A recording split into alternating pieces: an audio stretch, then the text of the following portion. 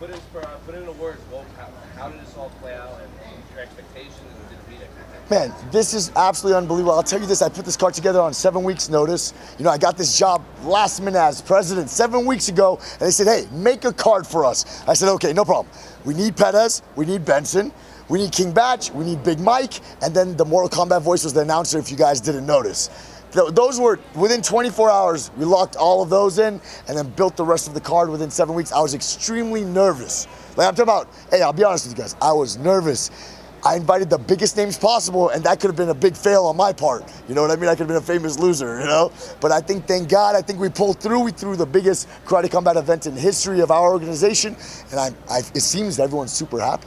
And I'm curious, because when you put fighters like Benson and Anthony, who have a history in mixed martial arts, including the UFC, you're going to get a lot of MMA fans tune in that have never watched karate combat, and they'll see, you know, the production, and they're like, what is this space? Like, what's going on? Did that add any pressure to you to kind of deliver, knowing that you get such a new fan base? So that's a very important, that's an in-depth question. That's something very big right now. So the president before me, he was a very traditional karate guy, didn't so much have the combat sports fans with him, and didn't know too many people in that space. The idea was we wanted to break into the combat sports world. That was the objective. We wanted to shake it up and get all these guys over here. So when I got involved, that was my objective. So the fact that you're saying that is amazing. And like you said, yes, nerve-wracking, because all the eyes are here. Hey, look at the names on this desk right now. Having you guys here, hey, we got to kill it. And I think we did. So when you say that, and then you look in the crowd and you see Nate Diaz and Ilya and Volkan, like Ilya and Volkanovski just did a press conference at the MGM and they came here right after. So when you see this, is something going in your head like, I did it, like my dream is fulfilled right now? Definitely, I would say, because I was so nervous. Sometimes when you're so nervous, you don't see reality, you know what I mean? So I'm so nervous, so everything, I'm like, fix this, fix that. And my wife constantly was like, hey, it's amazing. You're doing great. It's wonderful. And then I would scan the audience, I'd walk around, and then to hear Nate Diaz say, great job, and Aljamain saying, this is unbelievable show. Sugar Sean O'Malley and all these big names be so happy, it gave me the confidence. And then I felt like I began owning the moment as president. And then we're going to, you know, we ask these to Dana White all the time. So close fight in the main event, did you think Anthony had done enough? Well, look, one thing is, Dana White is a true hero of mine. I look at him sort of like a mentor. I call myself Dana Brown as a joke, you know. Yes, the fight was very tight. I'll be honest, there was a moment where I said, you know what, wherever it goes, you're not going to be happy. Because it could go either way. If it went to Benson, a lot of people would be upset. If it went to Pettis, a lot of people are upset. It could have gone either way. I'll tell you from a traditional, like a martial artist background, I wish it was unlimited rounds. I don't know if that commission would ever allow that, but you guys know, I'm sure you guys agree with me, right?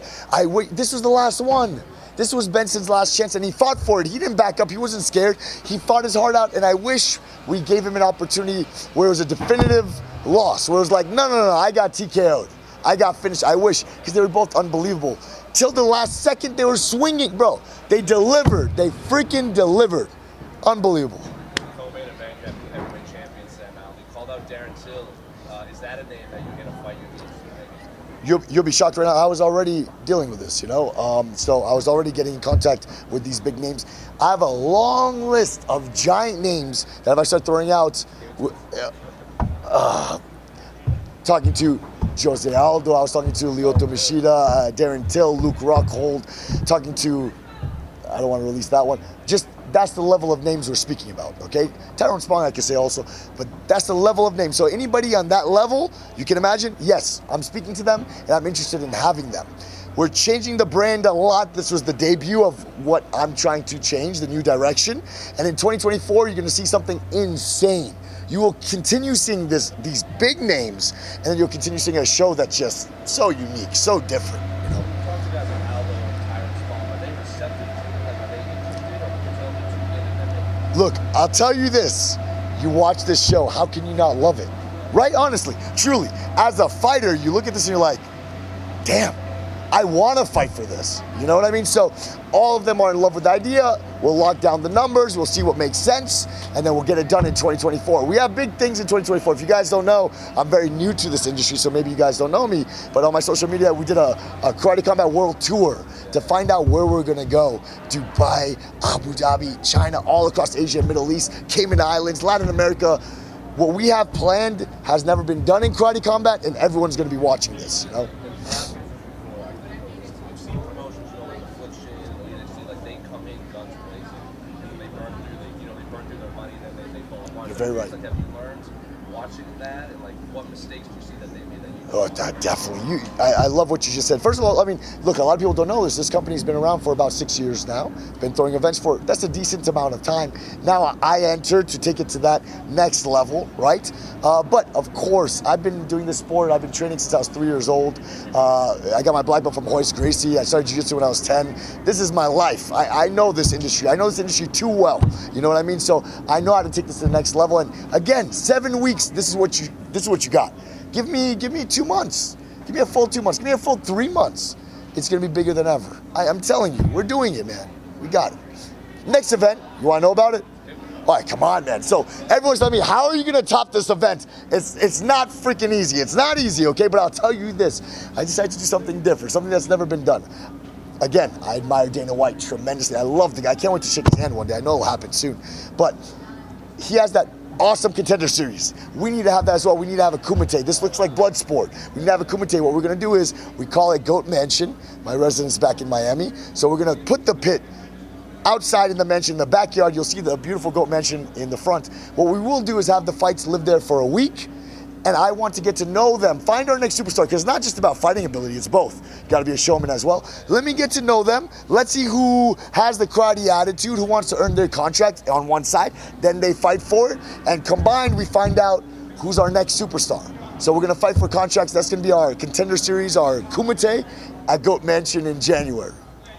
You mentioned how you might be a newer face maybe in the MMA audience. You've only been doing this for a few weeks. Can you just talk about your background a little bit? Because obviously you mentioned Goat Shed. So, definitely, you know, as an amateur, I won 2 kickboxing world titles. I turned pro, I began coaching. Goat Shed, the most viral team on the planet. Hey, a lot of guys attacked us in the comments when we first started, but now we have 107 wins, 11 losses, over a 90% win ratio. Today, back in Miami, my student won a $100,000 tournament, 3 fights in one night. So we absolutely kill it as an MMA team. Guys in the UFC and everywhere. We've only been open about 3.5 years. So absolutely killing it in that realm. Bringing that into this, I'll tell you what the unique part about it is. Since I am a coach, I die for my fighters. I'm willing to bury myself for my fighters. If you listen to some of the stories, I have 15 guys living in the gym. My wife and I house them and feed them 3 meals a day, 5 days a week. These are our children. These are our children. We love them.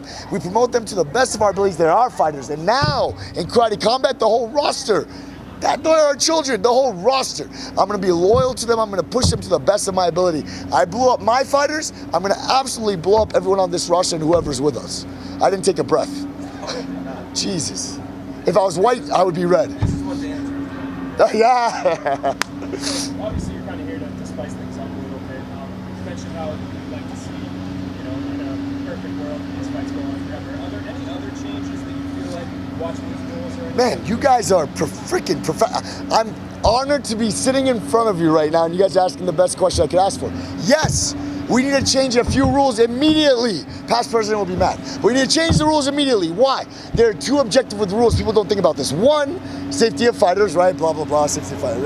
Yeah. Because at the end of the day, my fighters are ready to die, right? And I'm sure a lot of the guys here are. But we need safety for the fighters. But number 2, the rules have to funnel the athletes to be able to score in a real fighting situation. So I'll give you a for instance, right? I've been in jiu-jitsu 25 years. Leg locks used to be illegal. It weakened the art. Once they legalized it, hey, all these traditional jiu-jitsu guys, boom, you're gone. You're outdated, including myself. I had to learn it. Now with Karate Combat, the worst rule that's hurting our martial art right now is that it's a 5-second ground and pound. So what do? They get in a fetal position and they're rewarded by surviving? How in the world? You're in a fetal position, fight is over. TKO, you gave up. So from now on, just like in judo, as long as there's action, let's continue it. I'm gonna start a rule in 2025. I'm gonna pitch this rule. As long as you're punching, we're gonna keep going. What is that gonna do? It's gonna evolve the martial art, because the karate guys, all the karate guys gotta learn how to get up off the ground safely. It's gonna evolve them for a real fighting situation. That's what martial arts is about. On top of that, we can't reward these guys for curling up in a fetal position. That can never happen. Rule changes and working with different commissions. This was obviously the first time in Nevada. What other states are you hoping to bring it to? Is it difficult to get states to accept this at all? Like, kind of, what's your... No. The people love it. I think the rules that people really love, because Oh my God, there's so many great things about the rules that I gotta tell you guys, and you saw it in the Ross Levine fight. Okay, so listen to this.